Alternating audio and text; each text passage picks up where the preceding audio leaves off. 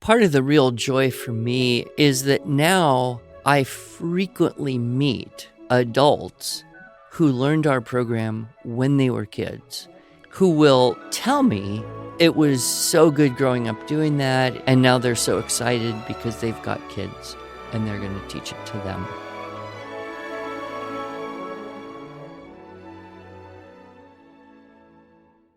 Hello, and welcome to the Arts of Language podcast with Andrew Poudois, founder of the Institute for Excellence in Writing, or as many like to say, IEW. My name is Julie Walker, and I'm honored to serve Andrew and IEW as the Chief Marketing Officer. Our goal is to equip teachers and teaching parents with methods and materials which will aid them in training their students to become confident and competent communicators and thinkers.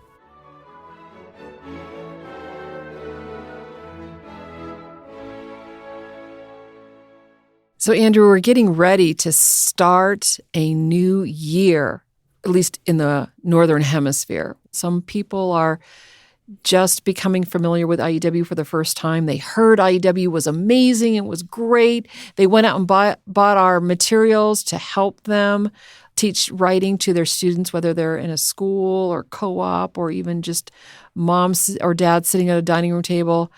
And they may not have ever heard the story. Our story here at IEW, which I think is a great story. It's not as important as their own story. Their own story is just as important, and we look forward to hearing great results. But I thought it would be good for us to spend some time talking about how you stumbled upon this writing method and how it has become more and more popular over the years. Sure. Yeah, I tell the story at the beginning of the teaching writing structure and style. But yes, a lot of people aren't doing that, or they don't hear it, or it doesn't strike them as interesting because it's all so new. But my background is, of course, not in English or education per se. My formal training is as a Suzuki violin teacher. So I was working for this small school in Montana. It was a private, unaccredited school, and it was kind of this, anybody who's available should be able to teach whatever we need. Okay. So while I was teaching music, I was also teaching PE and a little bit of computer programming. Oh, interesting. But, in a simple way. Well, and this was in the 90s. Yes, so. Early 90s. Mm-hmm. Actually, it was in the late 80s. Okay, got it. I was very young. Not a lot of computer programming going on at that time. There was some. There was some. But one of the teachers at this particular school was a Canadian. Okay. And she kept talking about this thing she was so excited called the Blended Soundside Program of Learning. Okay. This is the best way to teach reading and writing to everyone. We've got to go and learn this from the Canadians who developed this. And she was very persuasive, so much so that the school decided their whole faculty should go, wow. Which was honestly only about 7 teachers and 1 administrator. Okay. So it was, like I said, a small school. And my wife was also working for the school at the same time. In fact, that's where we met. So we all went up to northern Alberta, 4 hours north of Edmonton, where the sun doesn't set till midnight. And I've been there. I know that's true. we took a 10-day teacher training course from Mrs. Anna Ingham, her daughter Shirley George, and her nephew James Burton Webster, and a few other teachers that had been doing that. And they'd been doing this for, 10, 15, maybe 20 years before I got there, which is in 1990. Mm-hmm. That's when we went for the first time. And so we kind of did a divide and conquer thing. They had a course A, which is primarily for teachers of younger children, so first grade, second grade. And that was kind of Mrs. Ingham's big thing. Like, how do you get a whole room of 40 first graders reading and writing independently by Christmas? that idea. And then, of course, B, which was mostly for teachers of older students. So how do you use the same ideas to strengthen their reading if it needs strengthening, as well as Webster's writing program? Mm-hmm. And his writing program had developed over many, many years, starting, 30, 40 years before that, when he was a new teacher. And he had come up with various ways of teaching kids writing stuff that was working well. And then he went off to become a professor of African history. And he kind of refined some of his ideas about teaching writing for the university level. And then he ended up helping Mrs. Ingham and her daughter Shirley George teach this summer course. And then he would create handouts, and the handouts gradually became a book, and the book was disorganized and unmanageable. So then it got rewritten into a less disorganized and unmanageable book, which is about where it was when I came on the scene. And that book is a book we sell. Yes, it's called Blended Structure and Style in Composition, but we sell it with a caveat, which is don't start here. Start with our video course, maybe a student course or a theme book, and teach that. And then if you really want to get into the minutia of Webster's way of thinking, kind of a legacy type person, you might enjoy this book. But it's a very big book. It's not terribly user-friendly in terms of books. There's lots of stories in there about his dog, Foxy. There's a lot of stories. And about the monkeys.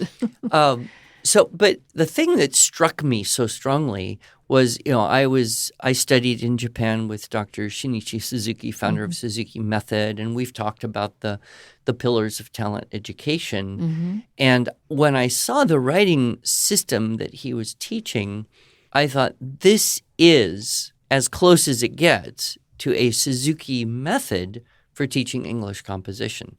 So I was lined up with it very immediately in terms of the philosophy of education and the pedagogy. And that interested me more than the idea of teaching English composition per se. Right. But anyway, I stayed there the whole 10 days. We all came back and we transformed the school into a blended sound site, which we nicknamed BLESS for Blended and then Sound Site Program of Learning. So we wanted to bless the students. It sounds just better than BSS generally. But that's true.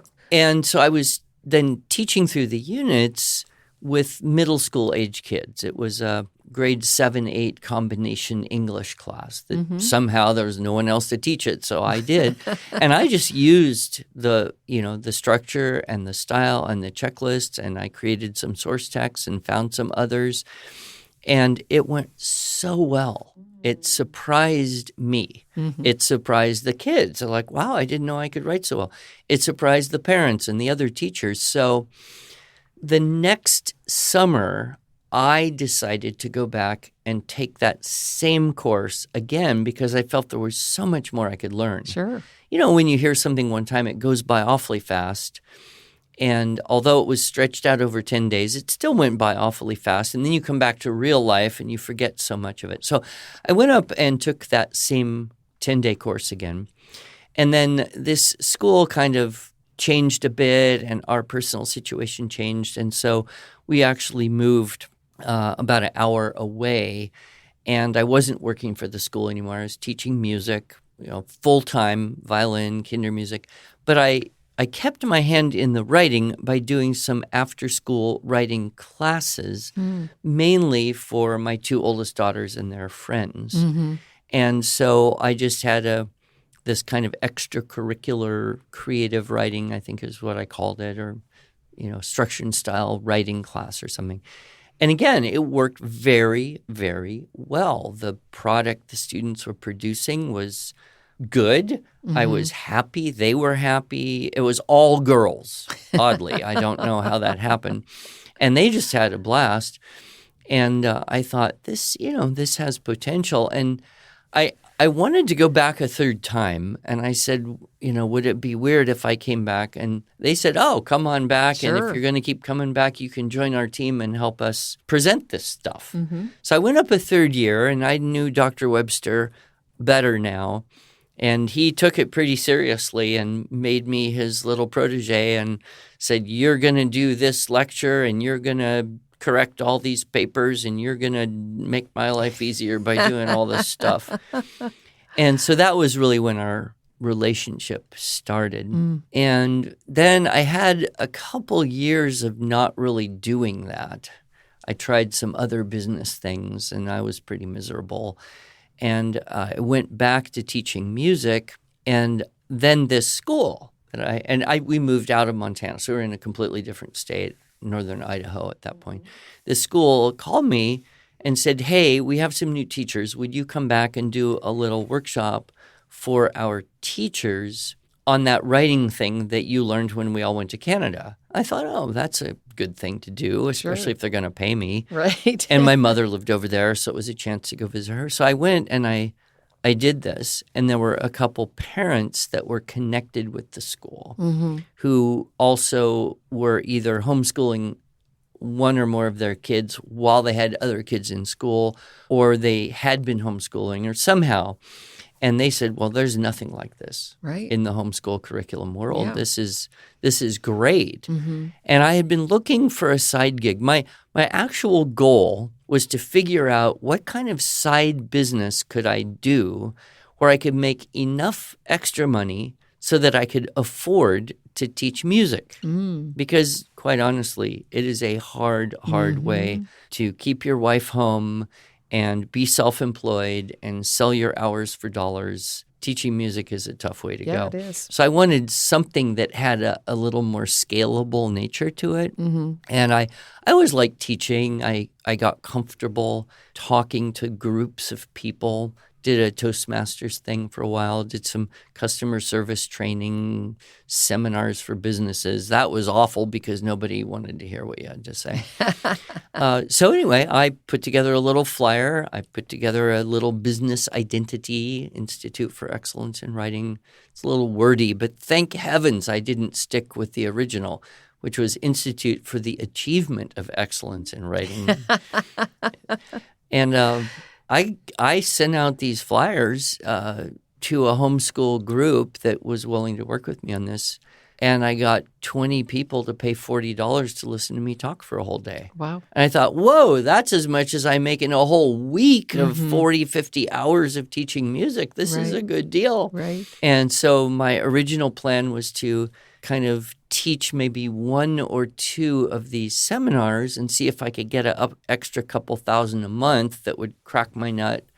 And that was my plan. But after essentially 4 years of doing that and making some videos and making our spelling program with Dr. Webster, I was actually making more money running around teaching writing seminars and selling videos and spelling programs than I was teaching music as hard as I could 4 days a week. So at that point, we had decided to relocate out of Idaho back to California, mainly because grandparents on both sides were there for my children.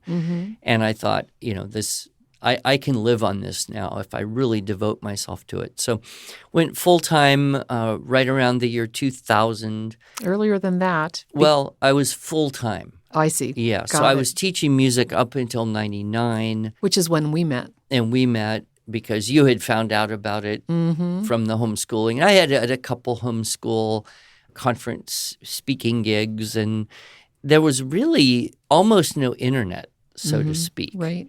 I mean, the first flyers I sent out, people had to mail back with a check. Right. Or filling in their credit card information. I'm not even sure I could process credit cards at the beginning. It was like check or cash or just show up. I don't know.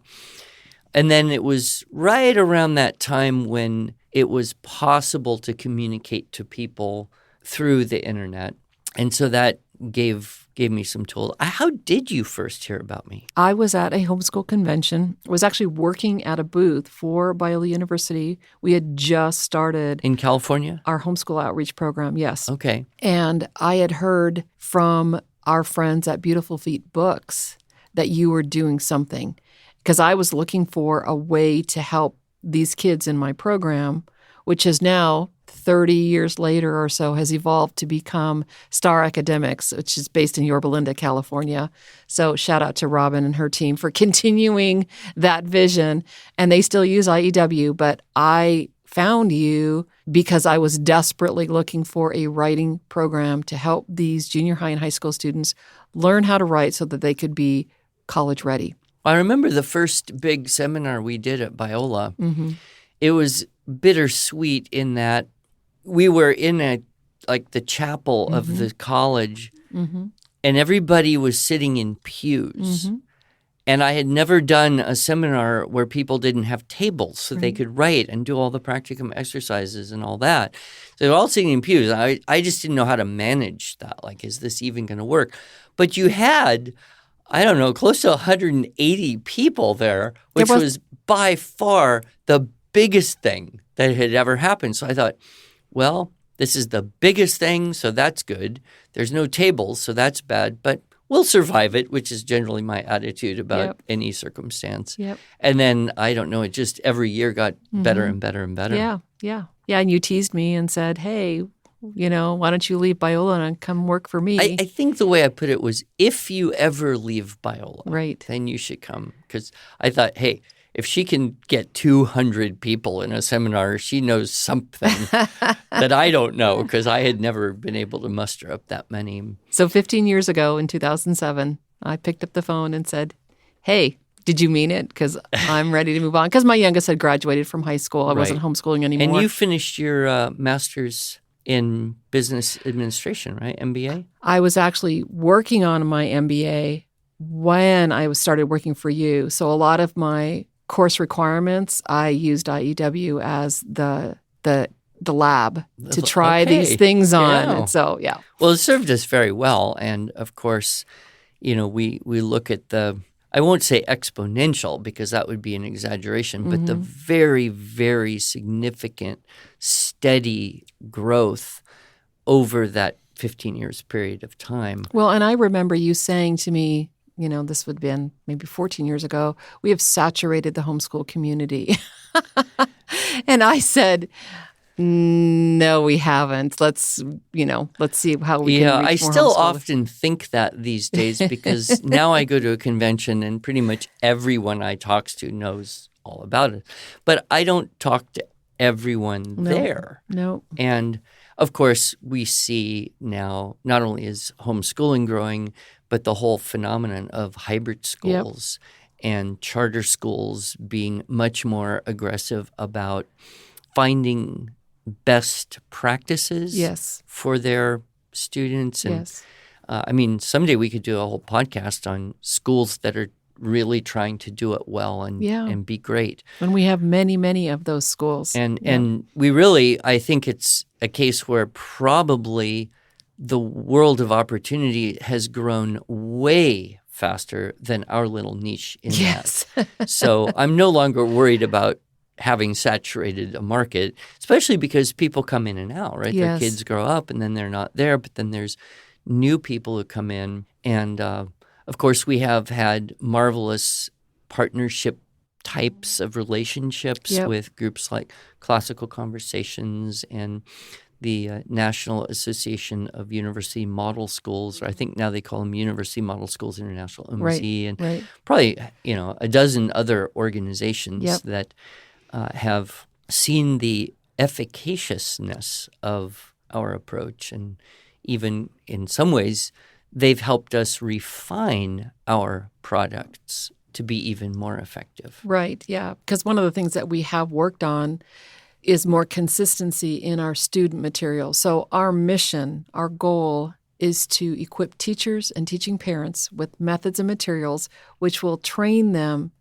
to teach their students to become confident and competent communicators and thinkers. You have articulated that so beautifully that everyone in the company except me practically has it memorized. But yes, that is. And, I never had ambitions. In fact, this has been a little point of contention because I'm always like, we don't want to be too ambitious. We can get in trouble that way. Yeah. And you, on the other hand, have said, but there's so much good we can do if we reach out and be a little more ambitious. Yeah. So I think that to the degree we've been ambitious to serve, we've been blessed and effective, and then try to just keep, the personal ambition side out of it. Right. And, Michael Hyatt, a podcast, I am a fan of his podcasts and his books and leadership. He says, I don't want to grow. And so I'm just using his words. I don't want IEW to grow because we need to grow. I want IEW to grow because we have something that is so valuable that we want more people to benefit from. Yeah. So, and part of the real joy for me in having done this for 26 years, 27 years, almost 30, is that now I frequently meet adults who learned our program when they were kids. Yep. Either from a teacher that I trained or from a video or being part of a co-op or group, who will tell me it was so good growing up doing that. It made their writing in college or university so much easier. And now they're so excited because they've got kids and they're going to teach it to them. And, you have that long vision on it. It's not just, things are better now than they were a year ago. It's, I look back on my childhood, and that was one of the really good, important things that I remember from my youth. And because of that longevity, we can honestly say that we have these long-term research data to show that this is an effective method of teaching writing. And we've done several studies, probably time to do another one, because, gotta love those studies that demonstrate that this way to teach writing, the structural models, the stylistic techniques really do come together to help students regardless of their age or ability or their proficiency, whether they have special needs or whether they're talented. It moves them along to become a confident and competent communicator and thinker. Yeah. And one thing to note is that there's nothing that we do that is particularly new, nothing particularly innovative. Webster developed his ideas really, which came from his experience of being taught in the early to mid 1900s. He was born in 27, I believe. And so there was kind of a strong tradition of imitation, of modeling, of using the wisdom of the past to teach the present. And I think this whole idea of, let's get rid of the tradition and replace it with something new, that kind of started when we were in school in the 60s, 70s. And we're at a point now where it's almost as though anything new must be better than anything old. And of course, that's a profound fallacy, but that's kind of the mentality. Like, that's progressive. Like, it has, if it's new, it has to be better. That's progress. Whereas what we really see is that elements of what we do, you can trace back all the way to the ancient rhetoric exercises and things that people were learning much more effectively all up really until the late 1900s. So in a way, yes, Webster added his flavor to something he had learned. I have added my flavor to things I've learned from him. Right. And the stories of how he kind of codified each unit are very interesting. We could do a whole podcast on how each unit came to be. But they're all on that same foundation of modeling and imitation and understand. We don't have to reinvent the wheel on how to communicate with clarity and good effect. People have been doing this for a very long time, much more effectively than is happening in our modern world we see now in many cases.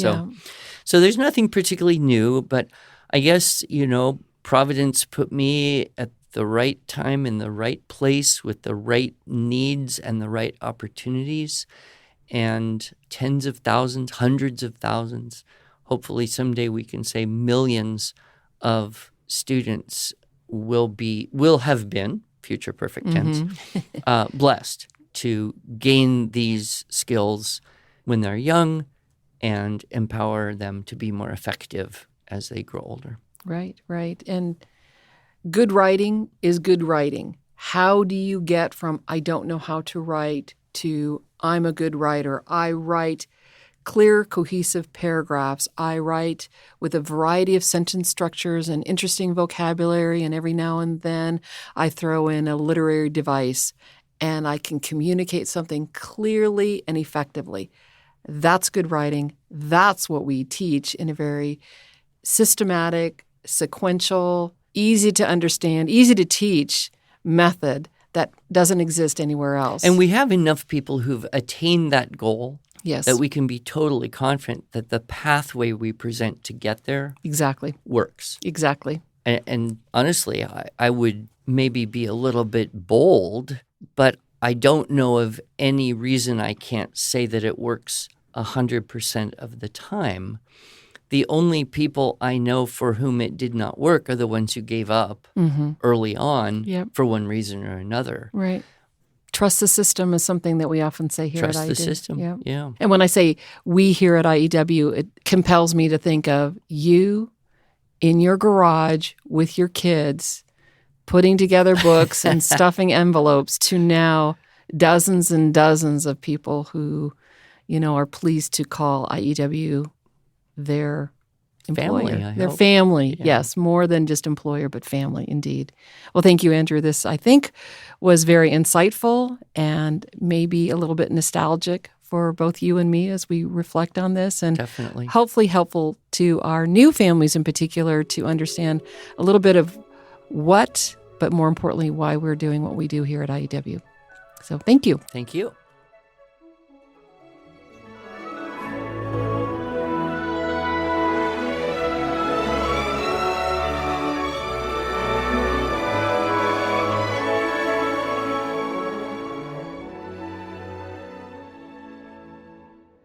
Thanks so much for joining us. If you enjoyed this episode and want to hear more, please subscribe to our podcast in iTunes, Google Podcasts, Stitcher, or Spotify, or just visit us each week at iew.com/podcasts. Here you can also find show notes and relevant links from today's broadcast. One last thing. Would you mind going to iTunes to rate and review our podcast? This really helps other smart, caring listeners like you find us. Thanks so much.